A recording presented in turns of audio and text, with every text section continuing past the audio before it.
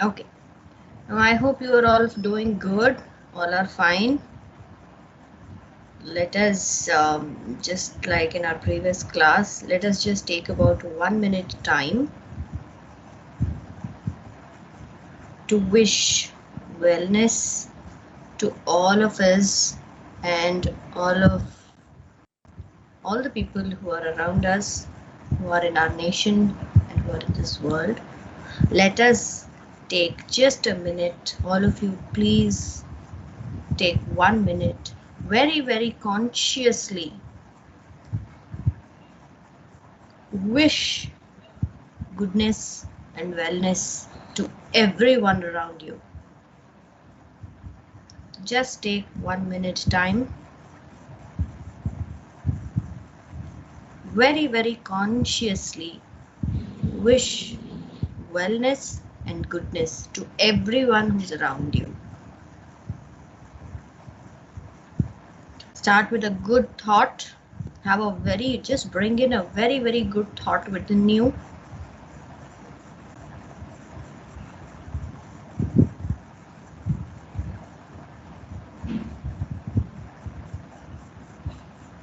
Spare just a moment to unleash yourself,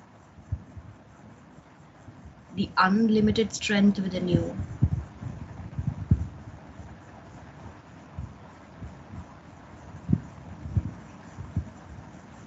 Remember that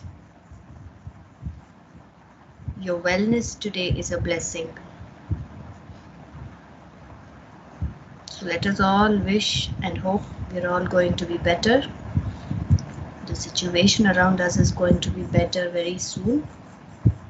Let us all stay at home and stay safe.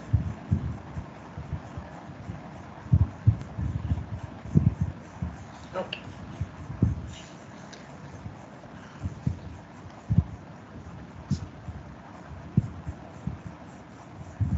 Well, good afternoon once again. With that small bit of human aspect to each one of us, remember humanity is the biggest virtue, it's the biggest strength, and it's just above all, right?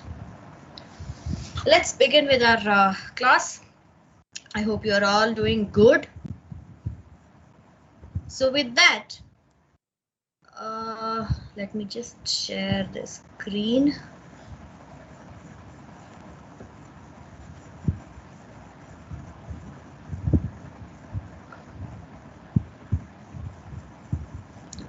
Are you able to see the screen? Yes, ma'am. Okay, thank you. Yeah. We began with network layer a few classes ago. I think today is my third or fourth class. Fourth class. We began with the functionalities of the network layer. What is the responsibility of the network layer? What are the topics you will be learning under network layer? And why is the network layer important to us?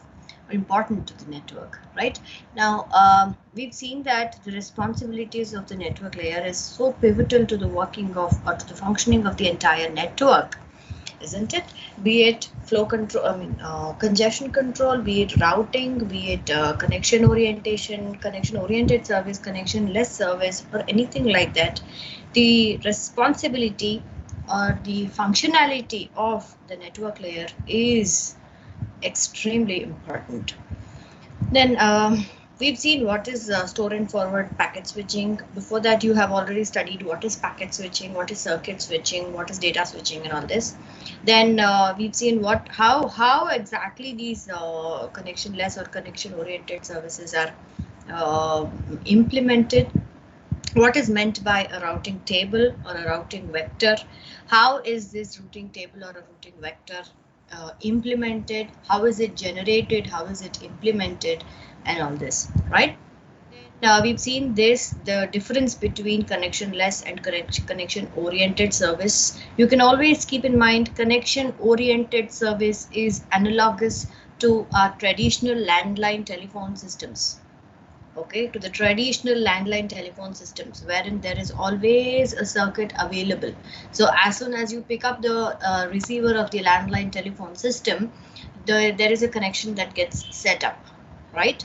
But then the resource is all the time available to this particular communication.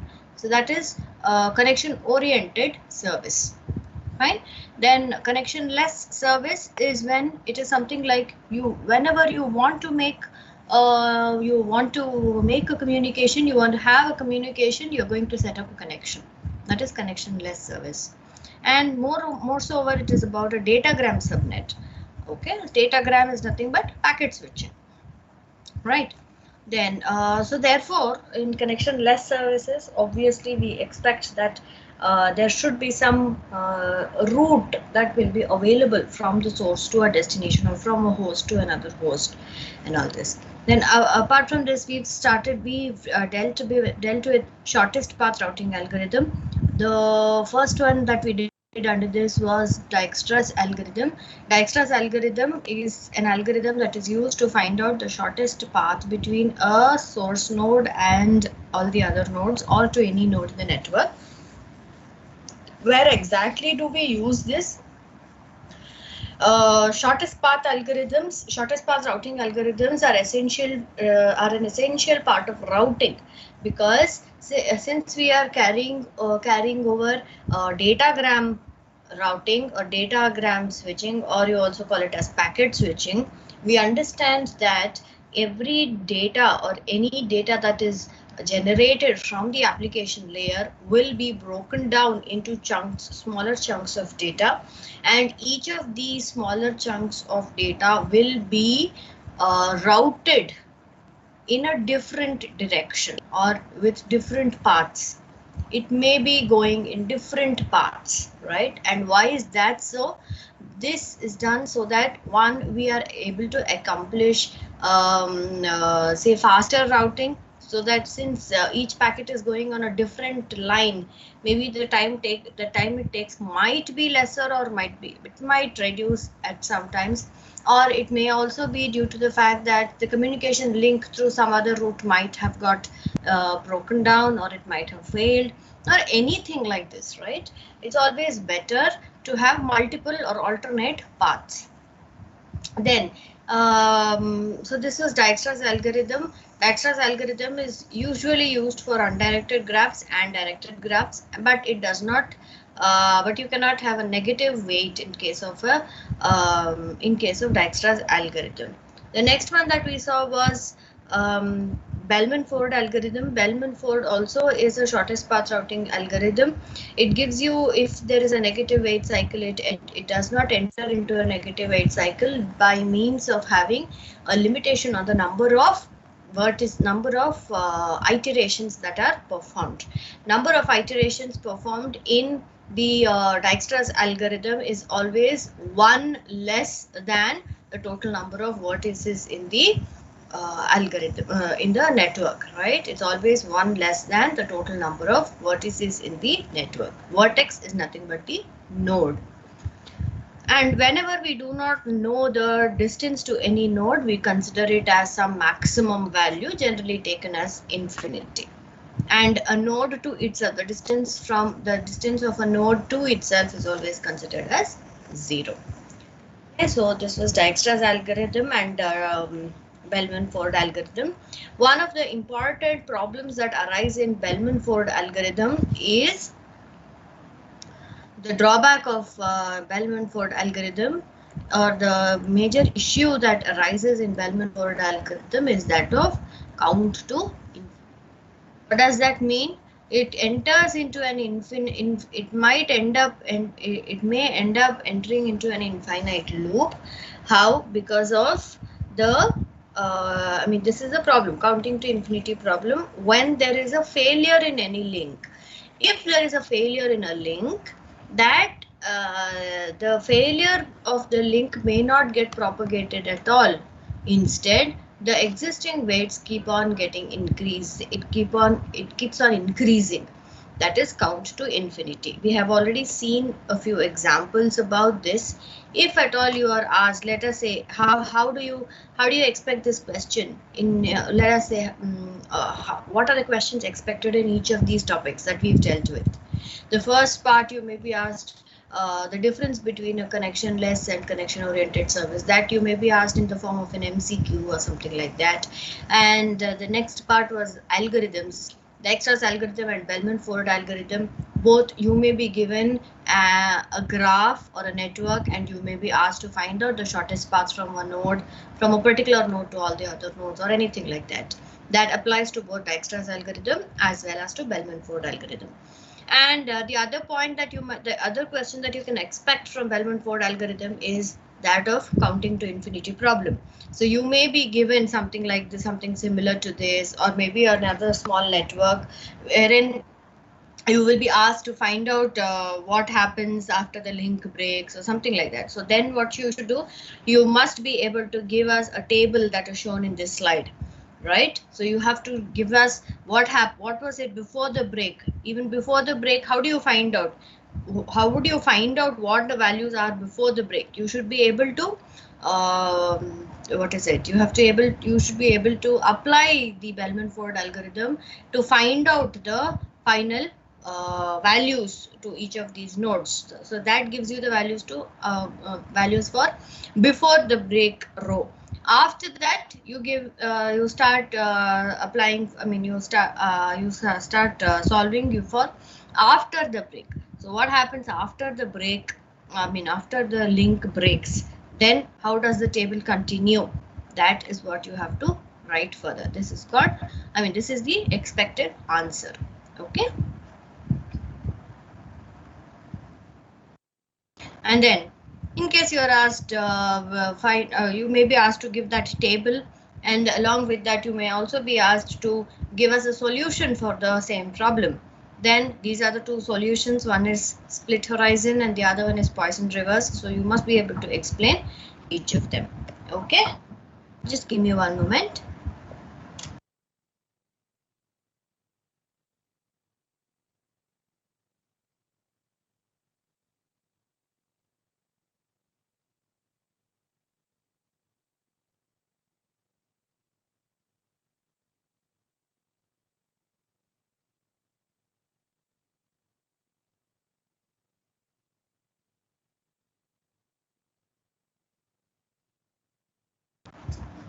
Okay, I'm sorry for that interruption.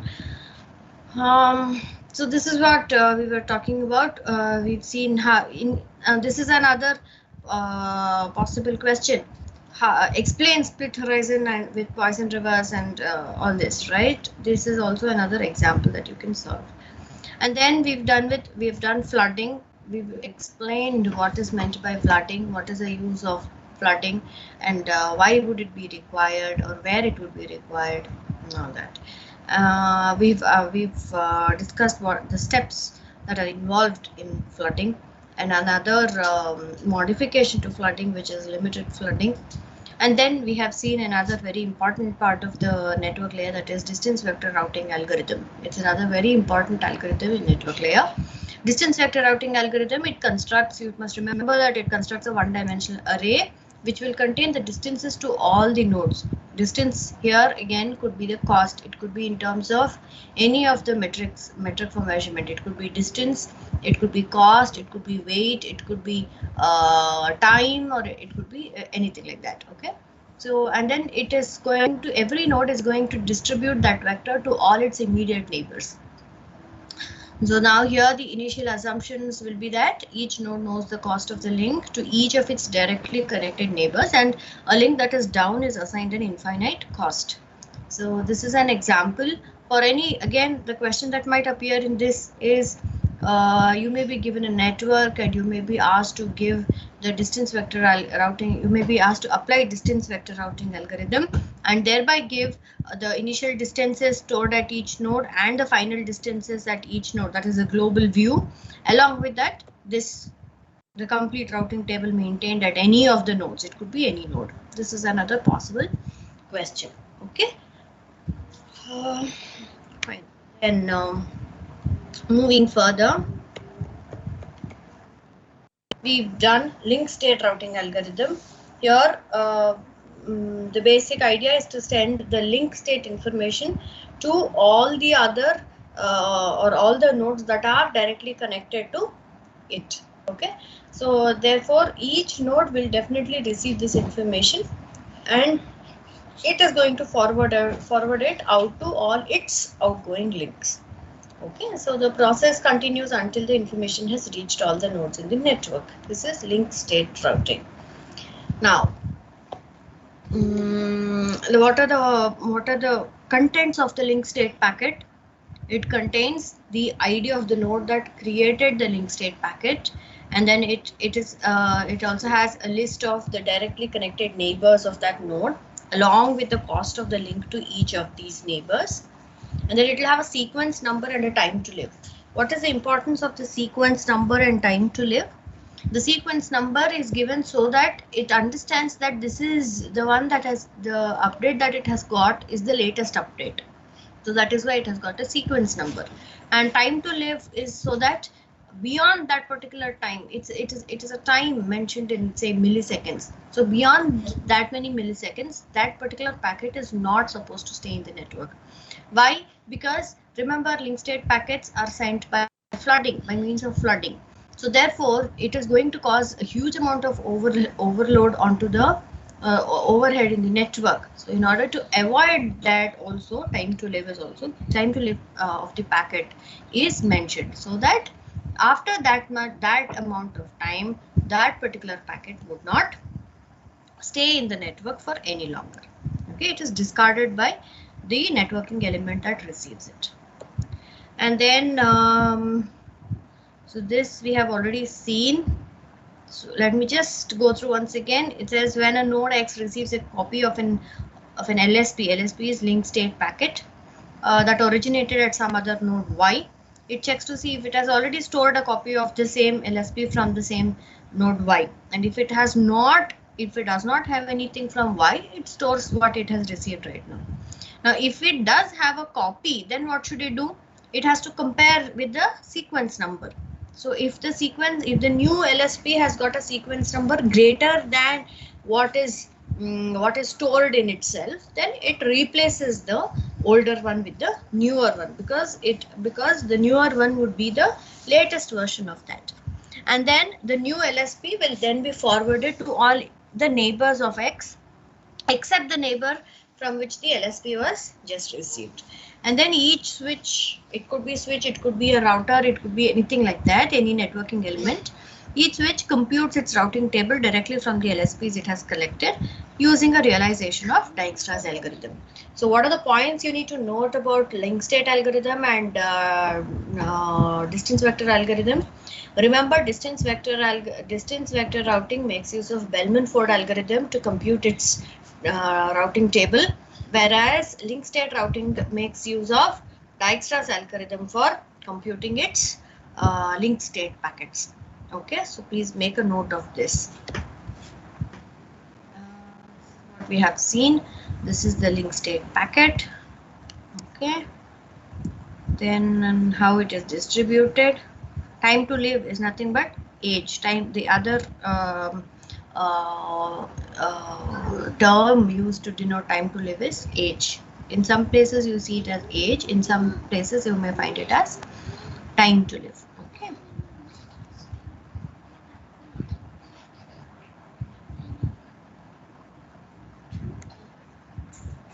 Now you can just look at this particular table. I'm not sure if we discuss this table or not. Just look at this table here. It has got source, sequence number, age, and then send flags and ACK flags. So you look at the source. The first source here is A, right? It is A.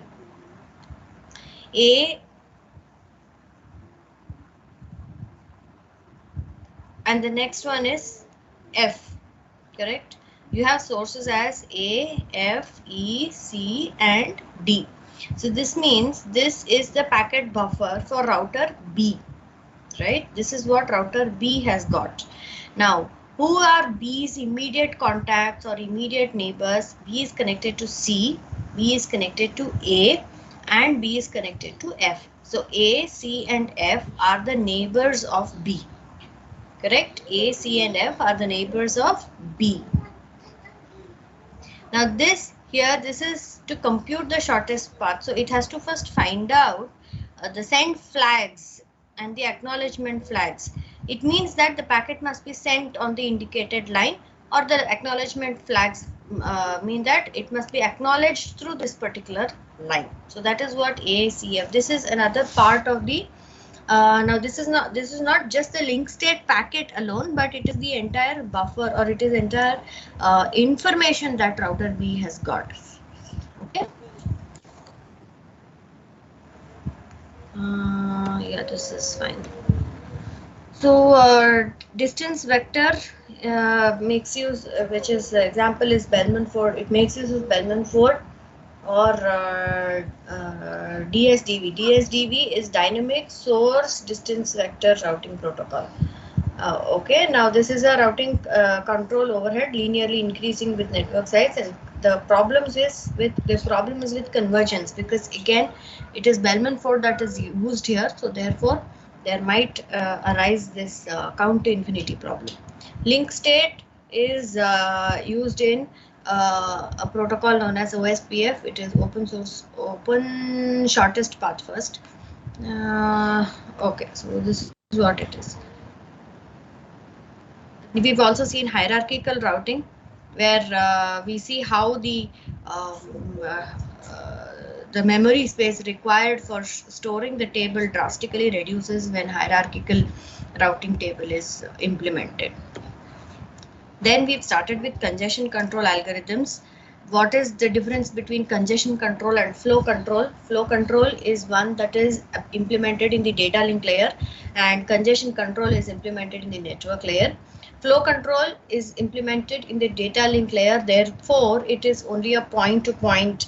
It is only between point to point. So the scope of flow control is only from one point to another point.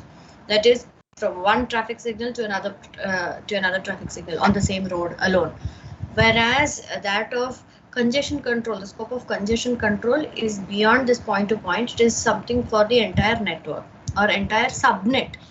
We don't talk really about the entire network these days, because one network itself is too huge as of today. So we talk about it in terms of subnets. Subnets itself, each subnet itself may be having hundreds and thousands of systems connected into it. So therefore we talk about subnets. Then so this is what we have seen, and this is the effect of congestion. What happens when there is congestion? How many packets will be sent and how many would be delivered? The number of packets delivered will drastically decrease as there is increase in congestion. Then what are the causes of congestion? The causes of congestion are bursty traffic and when the system is not balanced. Bursty traffic is due to insufficient bandwidth, slow hosts. It may be data simultaneously arriving from multiple lines, but they have to go through the same outgoing line. And the other cause is when the system is not balanced. What does it mean to say the system is not balanced? When you correct the problem at one particular router and the correction itself leads to congestion in some other point, or it leads to bottleneck at some other point, that is known as that is when you say that the system is not balanced. Now, what are the principles of congestion control?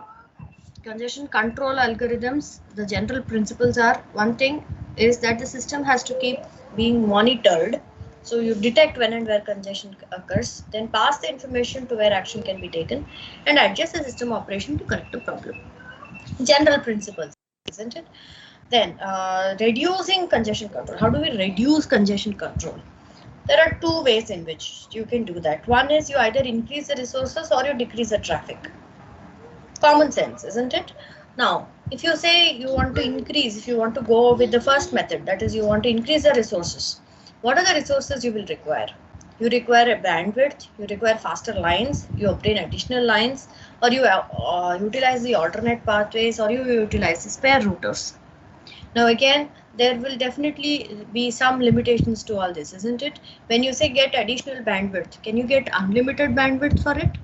No, there is always going to be a limitation to each of these. Then the other method that you use is to decrease the traffic. Now again, how are you going to tell each of them that this is the only amount of traffic that you can send? So, but still you try telling them to slow down, right? Now again, slowing down. To what rate? Up to what extent is it slowed down? All this is something to think about, right? Then you deny services to some users. Since the network is already congested, new users can wait, right? Then degrade service to some or all the users. Let us say you are making use of all the services very efficient. I mean, you don't really require that many services, or it is not of priority, or at some time, or sometimes all the users are going to be the services to all the users would be degraded. And then you schedule usage to achieve better load balance. So you schedule the usage to all the users. Now this scheduling normally does not come into, when we say, let us say the network, there is a schedule for this. That doesn't, I mean, we may not really be able to notice all that because it is all done in terms of milliseconds and micro and nanoseconds. So we may not really be able to observe it from our end, but still all this will be going on in some or the other place. And then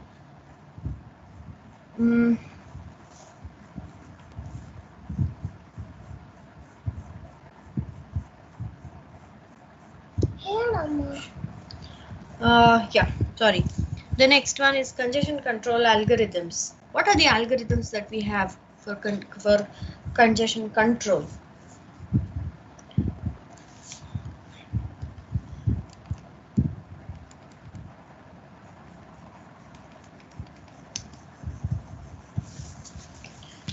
Congestion control has got two types of algorithms: open loop and closed loop. Transmission policy, window policy, acknowledgement policy, discarding policy, admission policy. What is this? These are attempts to prevent the problems rather than correcting them. Retransmission policy. Window policy is something similar to your sliding window protocol. Something similar to that. This will be implemented in the network layer, however. Then you have got this acknowledgement policy. Discarding policy. The buffer is too full, so I cannot admit anyone else. So I discard whatever has already arrived.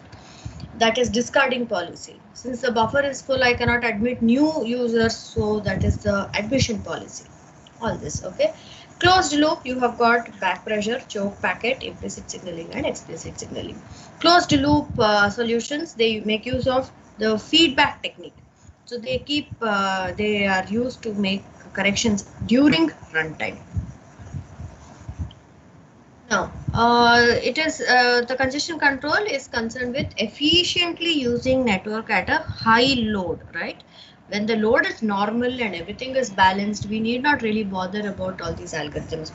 But when the load is too high and the network is really going down, that is when congestion control algorithms would come into picture.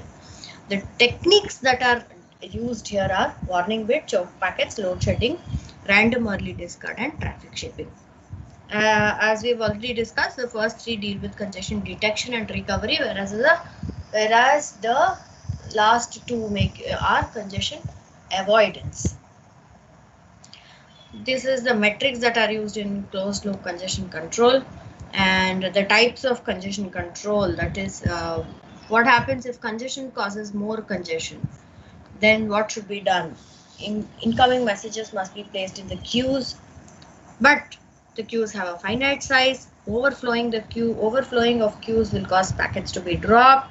Longer queue delays will cause packets to be resent. Dropped packets will have to be resent. And then if senders that are trying to transmit to a congested destination also become congested, then they must continuously go on resending their packets and all this. These are the problems.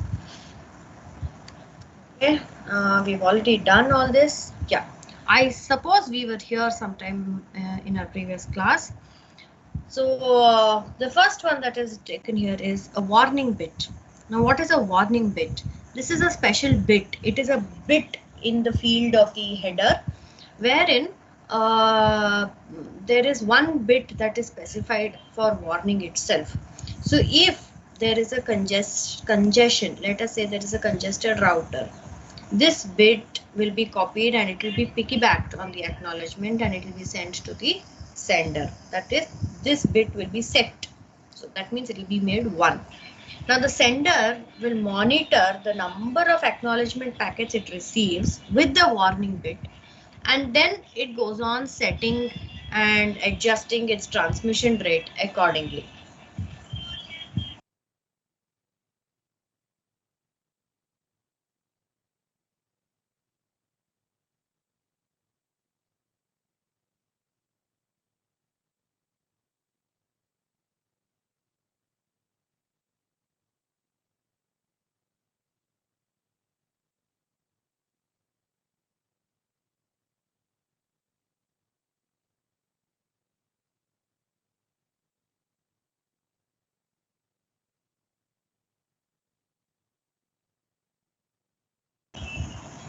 Okay, now, so the warning bit is a special bit. It is piggybacked and it is sent. The sender will keep monitoring for how many packets, how many acknowledgement packets received had this bit set, and accordingly it is going to adjust its transmission rate.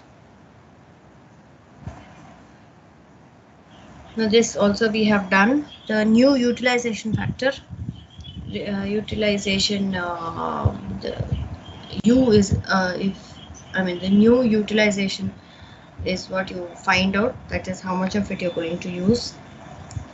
Then this is congestion control in datagram subnets. What is done here, what you see above in the first picture is that there is a congestion in the third router, 1, 2 and 3. The third router is congested. So then what is one method is, it is a back pressure method for alleviating congestion, or second one is choke packet. As soon as there is a congestion detected in the third router and it knows who the source is which is sending the data, it directly sends a choke packet to the source. So therefore the source has to immediately either stop or it has to drastically reduce its speed of transmission. So this is choke packet. So again, how does it work? It sends a choke packet to the source host, giving it the destination found in the packet. Then the original packet that is tagged, a header bit is turned on so that it will not generate any more choke packets farther along the path, and it is then forwarded the usual way. Now when the source host gets a choke packet, what does it do? It has to reduce the traffic sent to that specified destination by some particular percentage. And if no choke packets arrive during the listening period, that is after it reduces the traffic immediately, that is when it starts the listening period. So if there are no choke packets that arrive during the listening period, then the host may increase the flow again. Okay, so this is what is choke packet. Now, this is an algorithm that is used for congestion control. It's called slow start exponential increase. It's called slow start exponential increase. Now, what you can observe here is, look at this. This is the sender and the receiver, right? Now there is a window called a C window which is maintained. Now what does it do?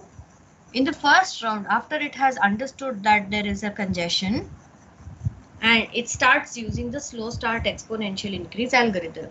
So with that, what does it do? It first starts with the C window equal to 2 power 0. Okay, starts with a power of 2 power 0, which is equal to 1. So that means it can send data that is equal to the size of one window. Okay, so it sends, say, one segment, and then it waits until it receives the acknowledgement for that, right?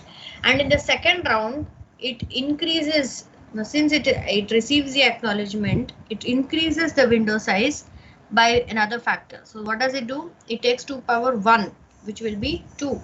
So it sends 2 window size data of 2, the size of 2 windows. So then what happens? It sends segment 2, gets segment acknowledgement for segment 3, and it sends at segment 3, and then it gets the acknowledgement also. Next, you see it again increases exponentially. So it makes it 2 power 2. Now it is 4. Correct? Now it is 4. Okay. So with 4, it can send 4 packets. Segment 4, segment 5, segment 6, and segment 7. So now it sent 4 packets, and it has got received the acknowledgement for all the 7. And in the next round, it is going to increase again by another value, so it becomes 2 power 4. So how did it go on increasing? It is slow start and exponential increase. It started as 2 power 0, and it goes on increasing as 2 power 1, 2 power 2, 2 power 3, 2 power 4, 2 power 5, etc. unless there is no congestion, or unless the congestion is completely under control. Okay. The other one is called congestion avoidance, or this is additive increase. What is meant by additive increase? This is a C window, which is a congestion window. In this case, in the first round, it starts with just one data of length of one window. So it sends one segment and it receives the acknowledgement for the same. And in the next case, it is additive increase. So it makes it as 1 plus 1, that is 2. Then in the third round, after the completion of the second round, it takes 2 plus 1, that is 3. Then it takes 3 plus 1, that is 4. So every time it goes on increasing the window size by one window size. Okay. So in this congestion avoidance algorithm, the size of the congestion window will be increasing additively until the congestion is detected. Okay. So these are the some examples, or it's a graph that gives you how well each of these congestion algorithms work. Now, some more algorithms are another technique that you use is to drop the packets. But on what basis are the packets dropped? So for that, one thing is called load shedding. The other one is called random early detection. Now, what is load shedding? It is also known as wine versus milk. What does it mean? Wine represents the new packets. It represents the old packets. Okay, so that means you drop, in the case of in some places it drops the new packets, but it keeps the old ones. That depends on the application or the data that is being transferred. Now, if it is a file transfer, it can drop the new packets, but it will keep the old ones. In the case of multimedia, we don't want the old ones, we want the new ones, right? So you drop the old packets, but you keep the new ones. This is called load shedding. The other technique used here is random early detection. So how does it do? What does it do? When the average queue length exceeds a particular threshold, the packets are picked at a random from the queue and they're discarded. So only those that are picked at a random and discarded, those packets will have to be retransmitted. Another technique here is jitter control. What is meant by jitter? Jitter is the variation in the packet arrival time. What does that mean? When or how, where have you observed or experienced jitter? This is normally applicable to audio and video. Okay, so let us say, for example, you are watching a video, or you are watching a video on demand. Okay, what happens is you must try to visualize this, or you must try to understand what I'm saying. Let us say you are watching a video, you click on the play button, play icon, okay, and then you will have to wait for, let us say, 2 or 3 seconds for the video to start playing. Correct? and then it plays, let us say, for about 10 seconds. So in order to play for 10 seconds, you have to wait for seconds. Correct? In order to watch a 10-second video, 10 seconds of the video, you have to wait for 2 seconds. Now after the 10 seconds of the video, let us say you have to wait for about 5 seconds for the next 10 seconds of the video. Understood? Or even if you wait for just 2 seconds, let us say you get only another 3 seconds of the video. I hope you are able to understand what I am saying. This is very, very similar. You might have experienced this when you're watching. That is why I took the example of the video. You might have experienced this. So there is a difference in packet arrival times. At once 10 packets will arrive, and then suddenly you have to wait for longer time, but then maybe only 3 packets will arrive, and then you wait for a few seconds, maybe 5 packets will arrive. So you see there is a difference, right? So there is a variation in the packet arrival times, and this is known as jitter. Okay. Now, congestion prevention policies. How each of these layers deal with it.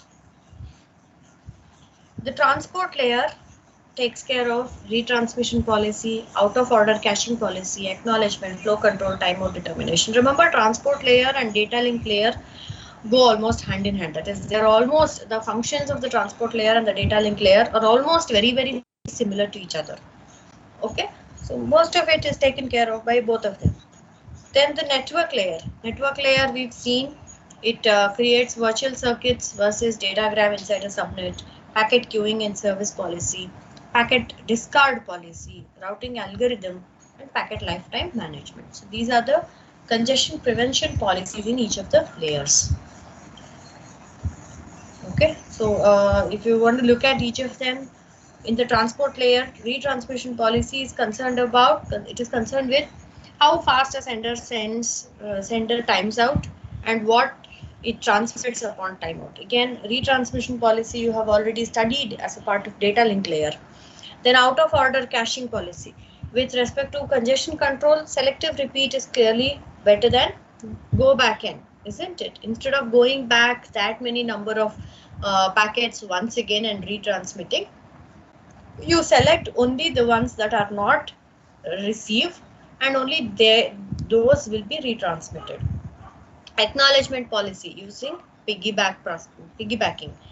Flow control policy. This reduces the data rate and thus it helps to fight congestion. Smaller window size and all this. Timeout determination. You have to find out, you should see to it that extra timeouts and retransmission may result because of acknowledgements, since acknowledgements are saved up to piggyback. So therefore, unless there is another data that has to arrive from the receiver back to the sender, the acknowledgements also may be saved. So therefore, during that time, the sender might time out, right? So this is timeout determination. Then in the network layer, virtual circuits versus datagram subnets. Many congestion control algorithms work only with virtual circuit subnets. Then packet queuing and service policy. This relates to if in case the routers have got 1 queue per input line and 1 queue per output line, then the queuing policy, therefore the servicing policy also will differ. Okay, whether it then you have packet discard policy. The discard policy is a rule telling which packet has to be dropped when there is no space, which one should be kept and which one should be dropped. And routing algorithm, it routes the data such that thereby by avoiding congestion by spreading the traffic over all the lines. And packet lifetime management deals with how long a packet may live before being discarded. Again, data link layer, the same that we have discussed in the transport layer. Okay. Now, quality of service. QoS is another very important factor of the network layer. Just look at this table. It gives you the QoS requirements. Quality of service of in the case of for different applications, for email, for file transfer, for web access, remote login, audio on demand, video on demand, telephony, video conferencing. Of course, for today's present scenario, some of this might change a little, but by and large, it remains the same. Okay, so email, the reliability is higher, the delay is lesser, jitter is lesser, bandwidth required is lesser, right? Whereas you look at video on demand or audio on demand, reliability is much lesser compared to that of email. Required is lesser. The delay is lesser, but whereas in this case it is jitter. Here jitter plays a major role than delay. Than delay. Delay here is end-to-end delay. Okay. So this is a very good comparison of different applications, the quality of service for different applications. Now, how do you improve quality of service? How do you improve the quality of service?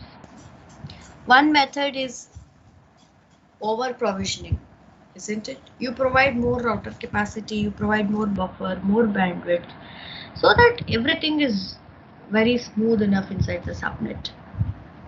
But what is the disadvantage here? Of course, the solution is very, very expensive, right? That is one option for improving quality of service. Another option is buffering. What is meant by buffering? I think now you should be able to understand what's the difference between jitter and buffer. Right? So what is buffering? You wait for some time until so many number of packets, a required number of packets already come into your system, and only then you start the application. Right? So how do you apply to say video? You wait for about 10 seconds until at least half of the video gets downloaded onto your system, right? And only then you start playing it. Until then you don't start at all. That is called buffering. Okay, so flows can be buffered on the receiving side before being delivered. You should be able to understand the difference over here. Just read that sentence properly. It says flows can be buffered on the receiving side before being delivered. What do you mean by receiving and delivering? Receiving is when your system receives the packets, whereas delivering is when it shows them up to you. Okay, that is delivered. Now buffering does not affect the reliability or bandwidth, and it increases the delay, but it smooths out the jitter, isn't it? And for audio and video on demand, as I already mentioned, jitter is the main problem, so this technique works a little better. Okay, then another one which is more often used is known as traffic shaping. Traffic shaping is wherein you got to, let us say, you shape the traffic in such a way that you avoid congestion or you give a better quality of service. So the source will deliver the packets at non-uniform spacing, which may cause congestion to occur in the network. This is what we have seen, right? And therefore the server also might deliver packets at non-uniform rates if it is handling many streams at once. So therefore traffic shaping is a method to smooth out the traffic on the server side rather than on the client side. Okay, and it is about regulating the average rate of data transmission, therefore trying to reduce congestion. There are two types under traffic shaping, two algorithms. One is known as leaky bucket algorithm. The other one is known as token bucket algorithm. Okay, leaky bucket algorithm, very, very analogous to the name itself. It's a leaky bucket. The bucket here is nothing but the memory of the router. Okay, or the queue of the router. It could be anything. It is normally memory of the router. So what happens if you have a bucket that's leaking? What is the rate at which the bucket would leak? What does it depend on? It depends on the size of the hole in the bucket, right? So the larger the hole in the bucket, the higher will be the rate of leakage of water, isn't it? So similarly over here, and if the, let us say, the hole in the bucket is very small, Okay, let us say the hole in the bucket is very small, but the inflow to the bucket is much larger. Then what happens? Obviously, once the bucket is full, the extra water that comes into the bucket is going to be a spillage, right? It will be spilt all over, isn't it? Same thing over here. If the memory has got an incoming line and an outgoing line, isn't it? Every router has got an incoming line and an outgoing line. Specifically here we are looking at the server side, right? So it has got data to be sent.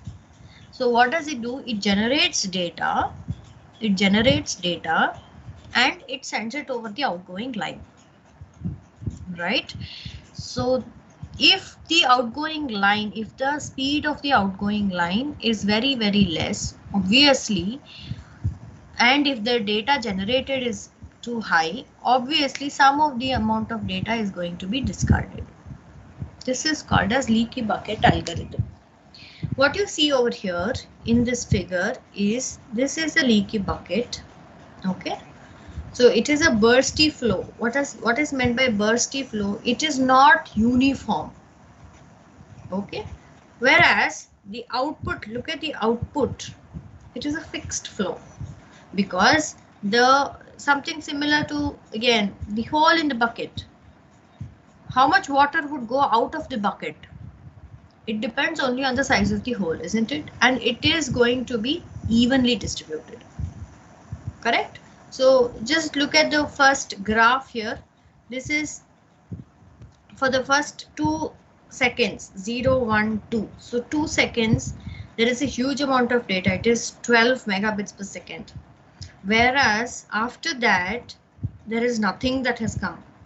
And beyond that, 7, 8, 9, 10 seconds, there is just about 2 Mbps of data. This is called as bursty data. But what happens when you put all this into the leaky bucket, and if its output is only 3 megabits per second, so throughout the 10 seconds, it is going to distribute all this towards this. So it remains equal. Okay. So traffic shaping, there are 2 types of traffic shaping algorithms, leaky bucket algorithm and token bucket algorithm.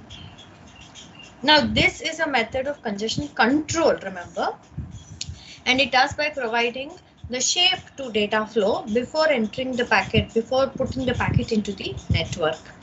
And at the connection setup time, the sender and the carrier will negotiate a traffic pattern, which is what we've just seen earlier. Okay. Again, the 2 types are leaky bucket and token algorithm. Now let us look into the leaky bucket algorithm again. It is used to control data rate in the network. It is implemented on a single server queue with a constant service time. And now if the bucket or the buffer overflows, then what happens? Then the packets are discarded. The input data rate can also vary, but the output rate always remains constant.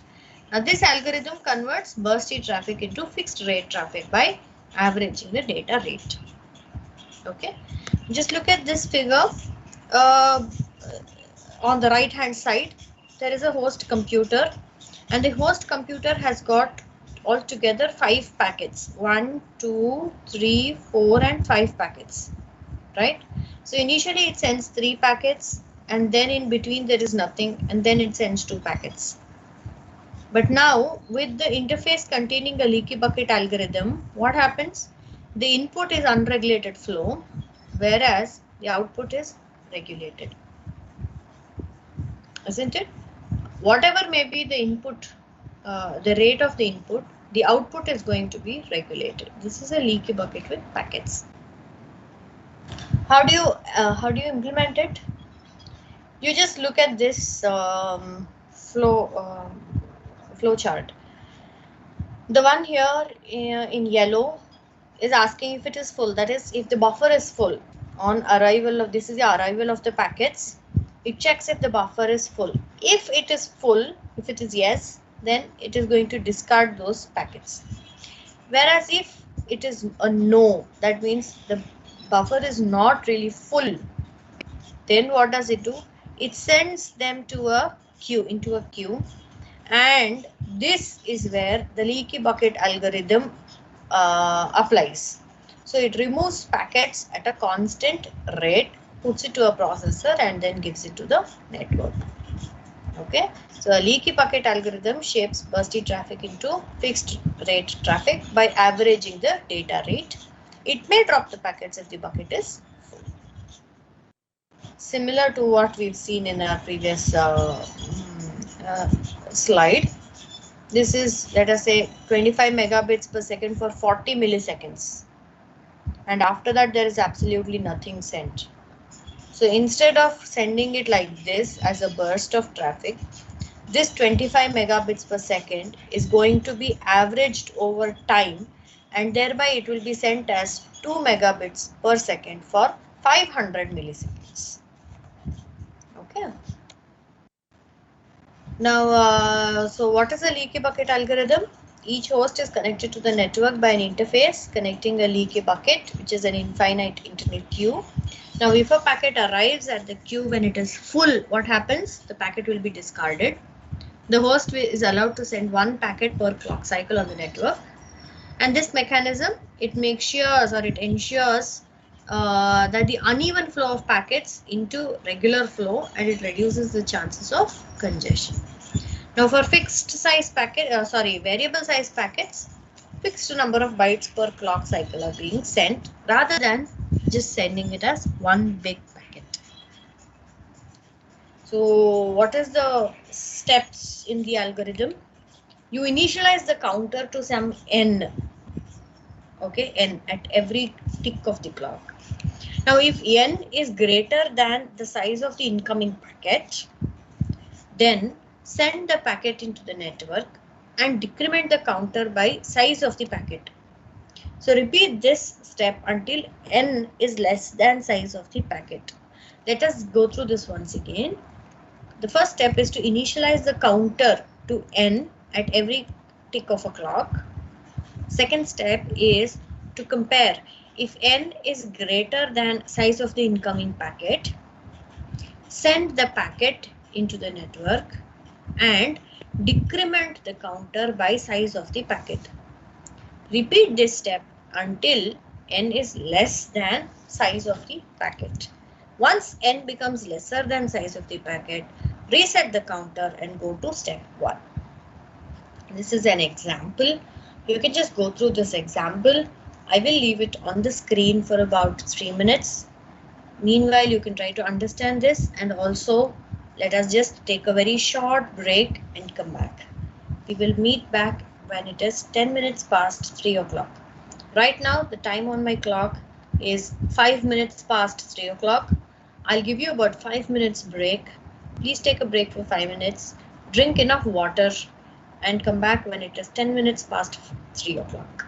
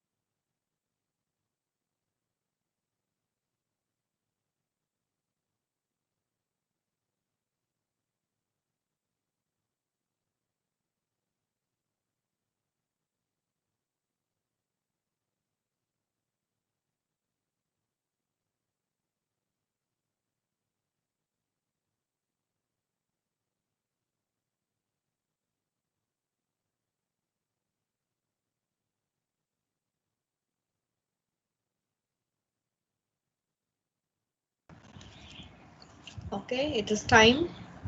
It is already 12 minutes past 3 o'clock, so I have given you 2 minutes extra, and I hope all of you are back.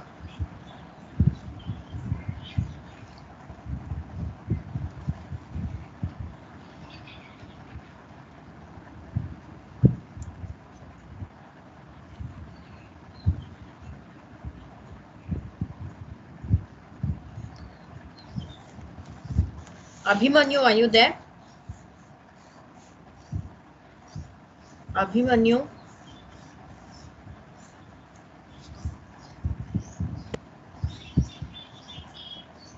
Aditi Nayak?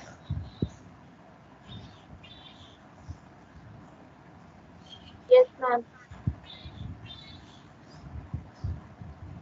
Akhil Bonagiri? Akhil?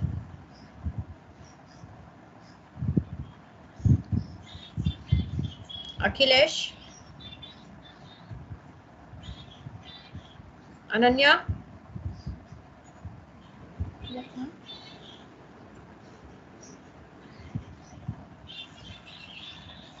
Anirudh Nair?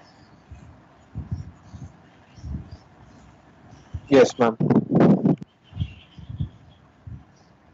Arnav Saxena?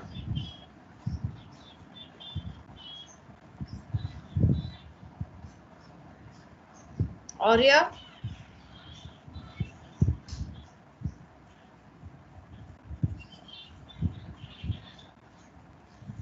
Bhagmita?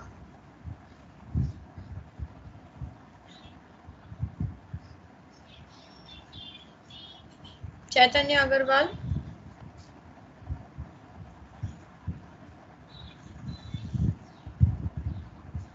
Chinmay Dhareshwar?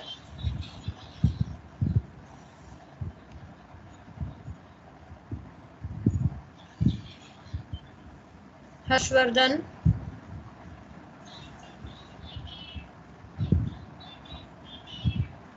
Kunal Pradhan?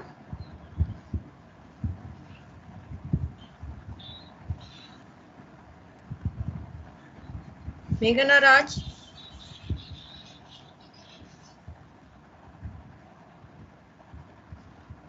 Pranay Bharat Reddy?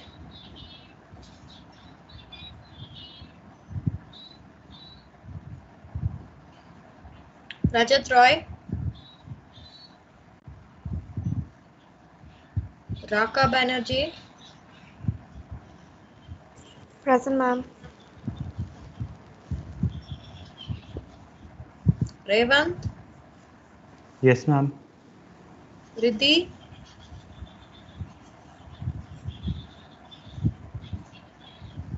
Rohit Anand? Yes, ma'am. Sai Sandeepan? Yes, ma'am.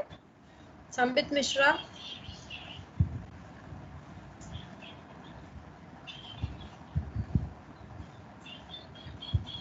Shladya? Yes, ma'am.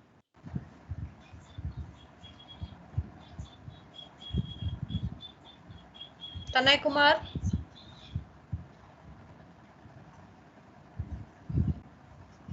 Sukrita Panigrahi?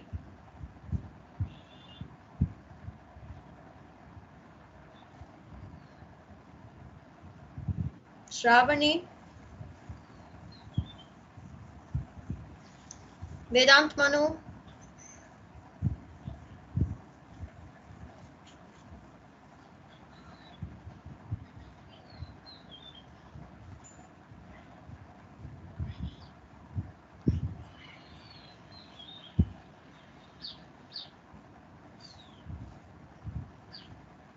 Shreyansh?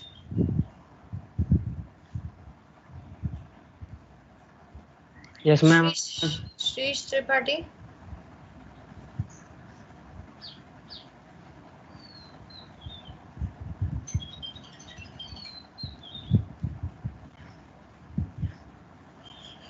Okay, so those who did not answer will be marked absent, okay?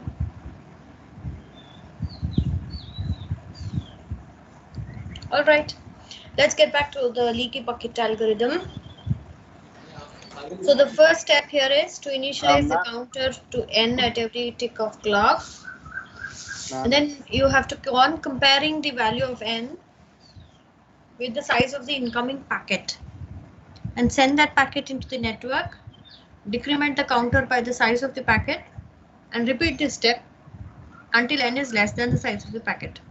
So let's just check that in this example.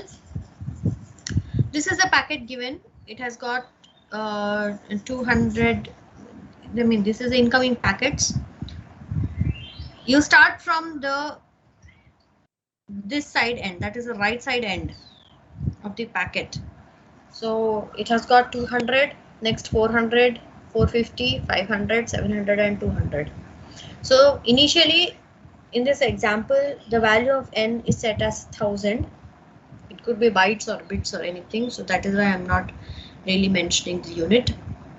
Let us say bits, 200 bits. Here this the value of n is set to 1000 bits, 1000. So therefore we know that since the first packet is 200, the value of n is greater than 200. So therefore the next value of n is going to be existing value, that is 1000, minus value of the incoming packet, that is 200, which is the 800. And since n is greater than the incoming packet size, 200, the packet size of 200 will be sent into the network. So now what is the present value of n? It is 800. And what is the next packet that comes in? The size is 400. So again, since n is greater than the size of the packet, therefore the next value of n would be 800 minus 400, which will be equal to 400, and the packet size of 400 will be sent into the network. So two packets, that is one of 200 bits and the other one of 400 bits, have now been sent into the network. The next packet that comes over is that of 450 bits. But what is the size of n over here? What is the value of n? At the moment, n is equal to 400, which is less than the size of the incoming packet. So then what should be done? This particular thing should be stopped, and then the value of n should again be initialized to 1000. But when would that be done? It will be done on the next tick of the clock. So this procedure is repeated until all the packets are sent into the network. Okay, this is how leaky bucket algorithm works. Just look at another example. Let an ATM network having a capacity of 1 megabit and data is input 1 megabit having a capacity of 1 MB and data is input at rate of 25 megabits per second. You have to find the time needed to fill the bucket, and you have to find if the output rate is 2 megabits per second, the time needed to empty the complete bucket. How do you find that out? You're given the capacity of the bucket. The network has a capacity of 1 megabits. That is 10 to the power 6 bits. Okay.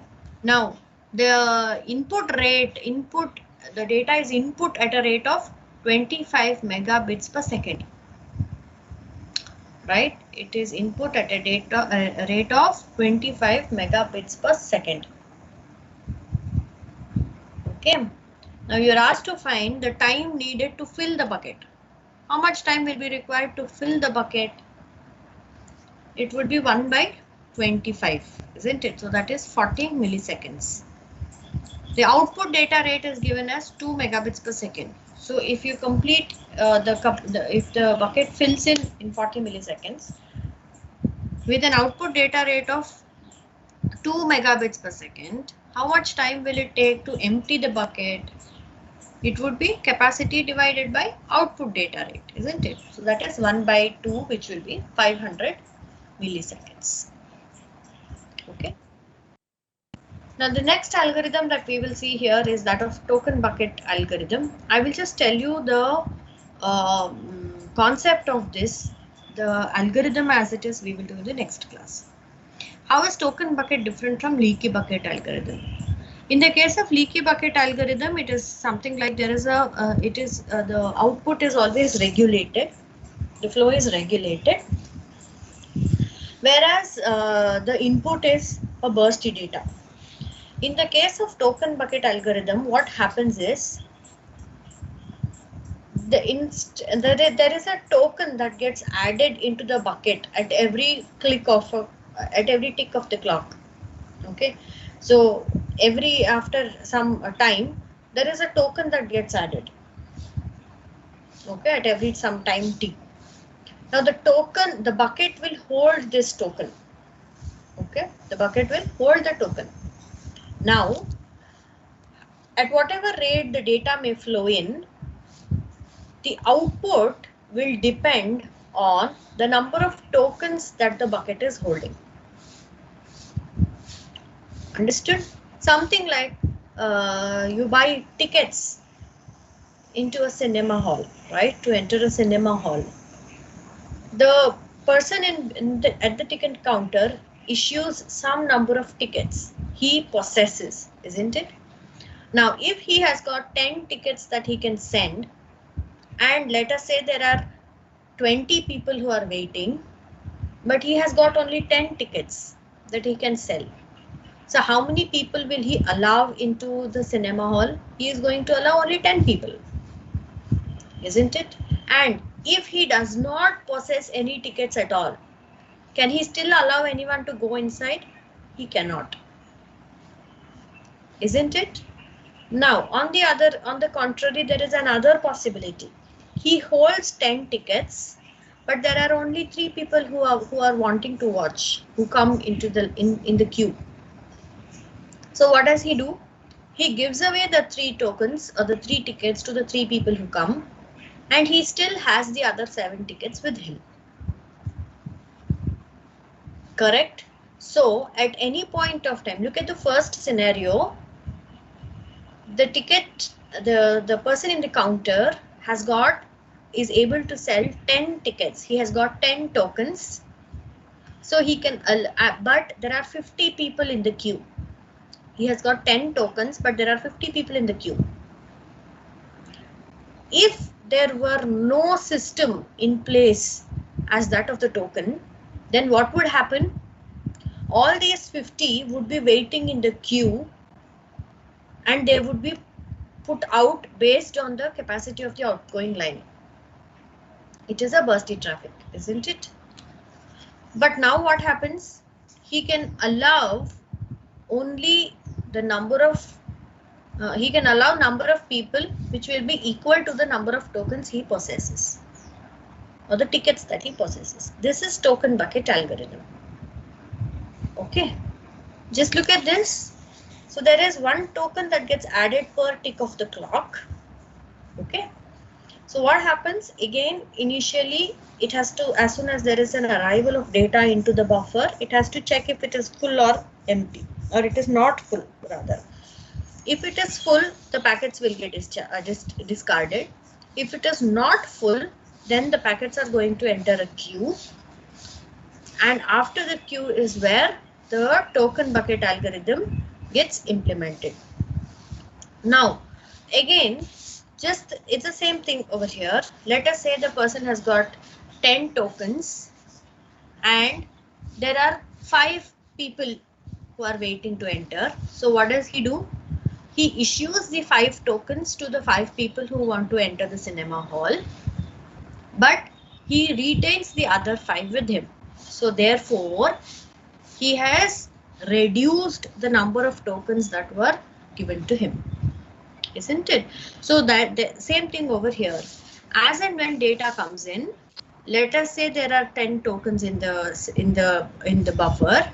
So that amount of data will be allowed to pass out to the outgoing line. Okay. If the data that is arriving is much greater than the token that is being possessed, it will have to wait until it gets its turn.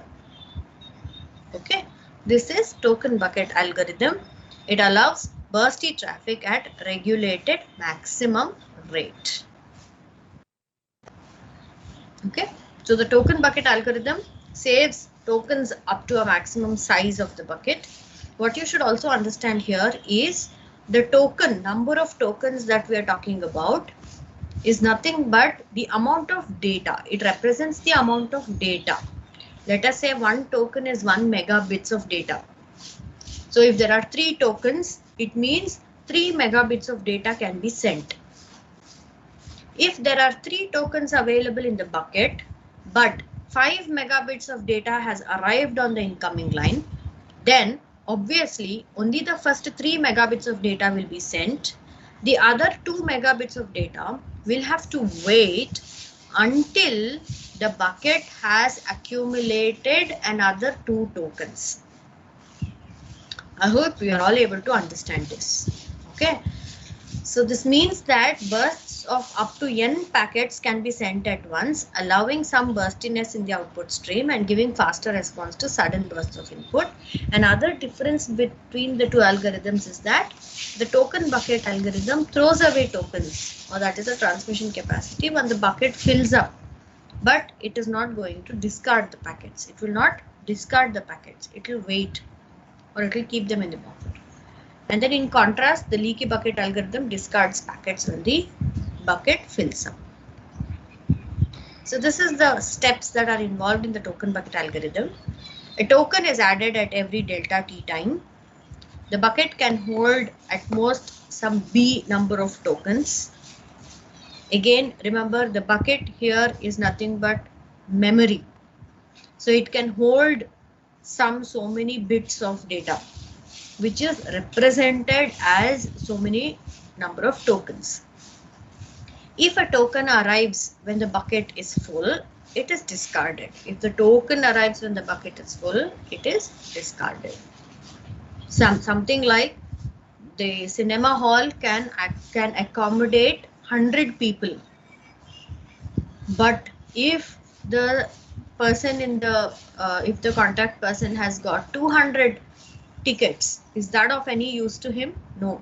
He is going to discard the tokens away. Okay. Now, when a packet of m bytes arrived, m tokens are removed from the bucket and the packet is sent to the network. So if he has got 100 tickets to sell and 10 members have come to buy the tickets, he is going to give them the 10 tickets. Thereby, from his account, he is going to remove those 10 tickets also. So now he is remaining with only 90 tickets. And if less than n tokens are available, no tokens are removed from the bucket, and the packet is considered to be non-conformant. The non-conformant packet may be enqueued for subsequent transmission when sufficient tokens have been accumulated in the bucket.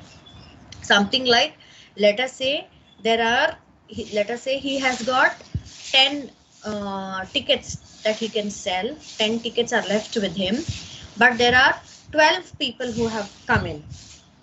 Okay, and all of them want to be sent. So what does he do? He is not going to send any of them. He will make all of them wait. This is how quality of service is ensured by using token bucket algorithm. Look at the first figure. It is output from a token bucket of capacities. This is 250 kb. This is 500 kb. The one beneath that is 750 kb. And this one, the last one, is the output from a 500 kilobytes token bucket feeding a 10 megabit per second leaky bucket. Okay, so this is the example. This is the expression. We will use this expression. We will start with this expression in the next class, and we will solve the problems related to this in our next class. Okay. So in our next class, we are going to do the last part of token bucket, that is problem solving on token bucket, and then we will be starting with IPv4. This is again another very important topic under network layer. So we will be starting with IPv4 in the next class.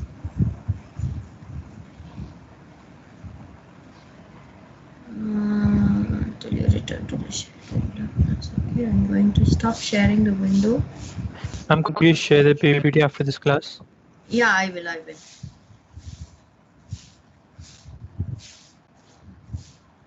Okay, let me just download the attendance for today. Well, we shall stop with this. I hope you've all been able to follow whatever is being done in the class. If you've got any feedback to share, you may please do so. Okay. Anything else to be asked? Wait, let me just stop recording.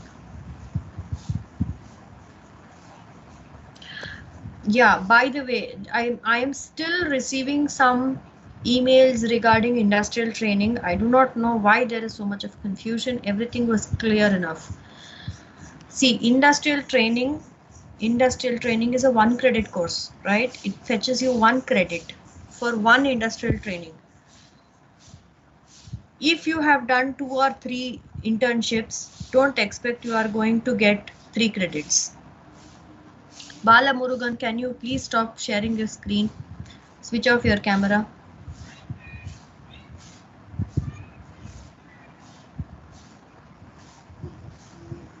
Okay, I hope you've got my point. 1 industrial training is sufficient for you to gain that 1 credit. If you have got multiple industrial training options, it is left to you.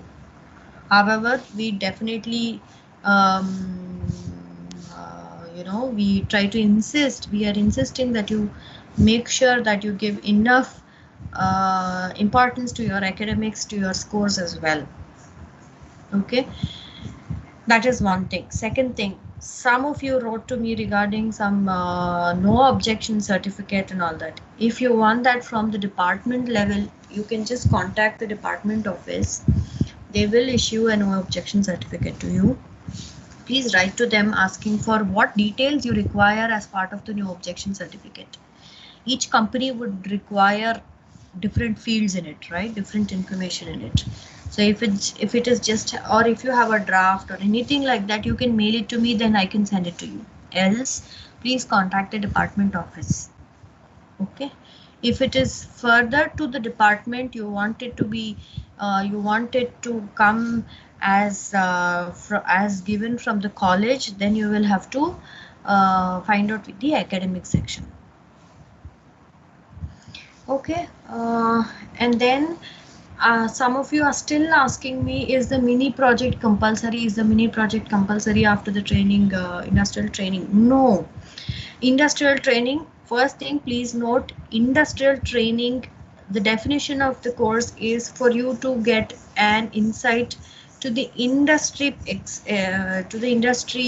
experience. Okay, so you are expected to go to, it could be a startup company, it could be any well-established company or anything like that. You should be getting an exposure to the industry. That is the idea behind industrial training. Now, due to the current pandemic situation alone, and since many of you are unable to really get any training or any internships outside at the moment, some of you who were lucky enough, you already did it immediately after your 4th semester, well and good. Okay, so those who could not really do it and you're unable to still get it, you still have another option. That is why we kept the option of conducting the industrial training within the department. So there are some of the faculty members who are offering the projects that you can work on. This, remember, is only due to the current pandemic situation where you are unable to really go outside. Okay, I have already sent you a list of, I have sent 2 mails to you with a list of the projects being offered by our faculty members. Recently also I sent the second mail to you with some more additions to what was existing earlier. So you can contact any of those faculty members if you're with whom you're interested to work on their projects. Okay. Now, if you have done the industrial training in any industry, that is, you got an offer, you got an internship in any company or something like that, There, the training itself is sufficient. Mini project, we are not going to count. Okay, the training is what we are looking at. Your learning experience over there is what we are looking at. Now, since in a college setup, in an educational setup, we cannot really give you the training or the exposure within the setup. That is why we are just giving it to you as a mini project. I hope this has covered all the other doubts that you had. Okay, is that fine? You still have anything else to ask?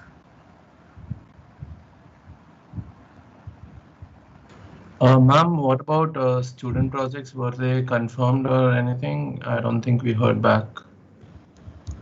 What is it? What is it? Can you pardon me? About student projects, you said that a few of them could be considered. Yeah, major student project, again, if it has been taken up under any faculty member's guidance, then we will consider it. The faculty advisor we had was not from the electronics department. He was from the mech department. No problem. Will that be all right? Yeah, it will be all. It's all right.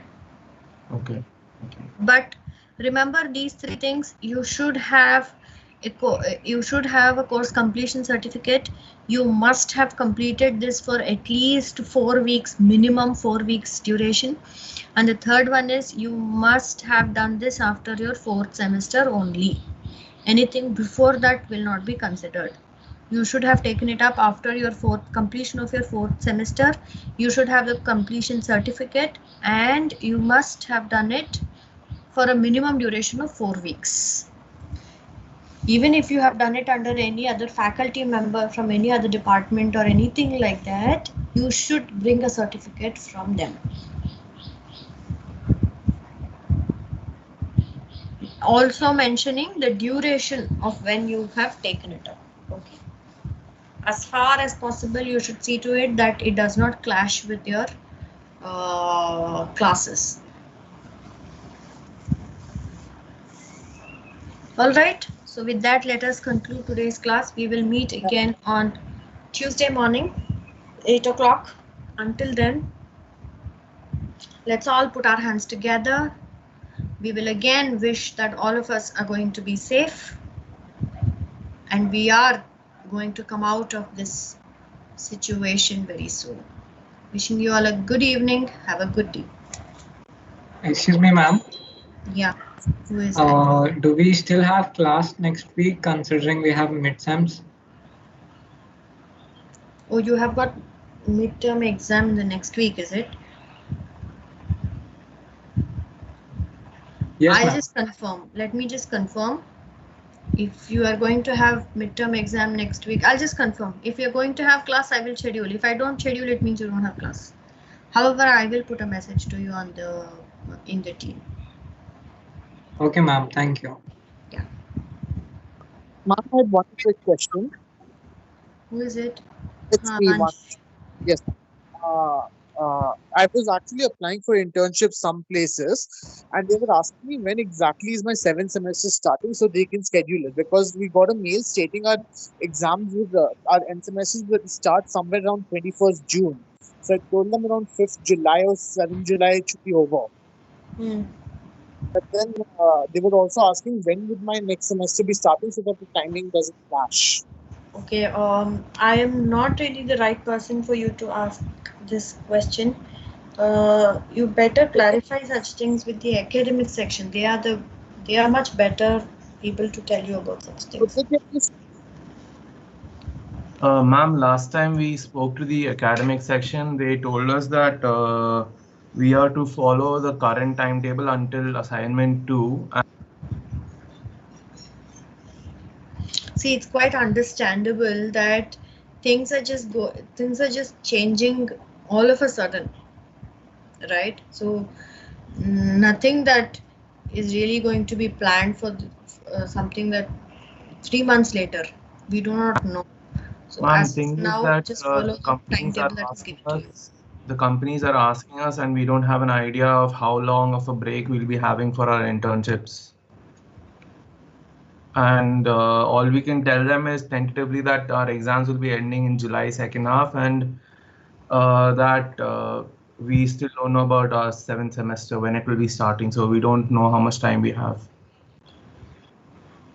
I can understand that, but again, there's nothing that I can really help you out in this regard. The only thing I can suggest is, if it is for your internship, that is for your industrial training, then you always have other options open.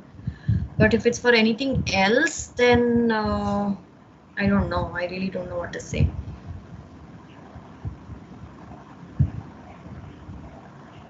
Not many of us really have the answer to this at the moment. Let us see. Otherwise, you can just tell those companies the same. Due to things that are changing around, this is what it is going to be like. And anyway, if you are going to work remotely, then it should not really matter to you. You can take it up, right? A few weeks here and there, I mean, that is 1 or 2 weeks plus or minus, should be fine. Ma'am, so online internships will be fine even if they are during the semester, right? That's what we are saying. We don't want that to happen, because essentially internship is supposed to be done for full time. But the thing is that if it is just a few days here and there, then it is fine. But if it is eating away your entire class weeks, then it doesn't make a thing, right?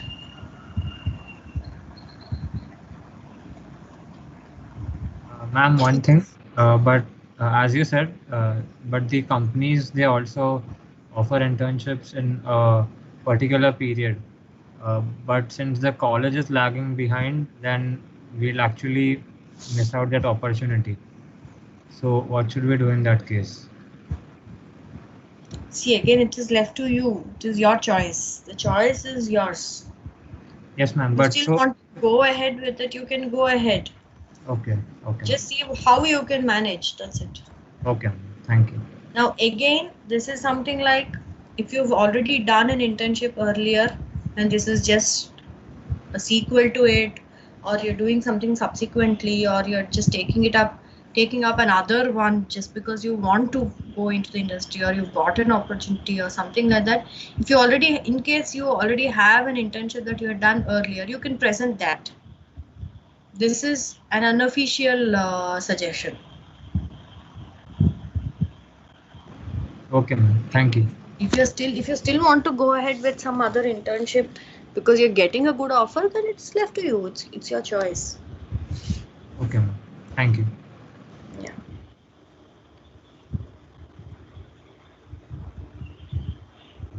Okay, let's close for today. All of you have a good evening ahead. Stay home and stay safe.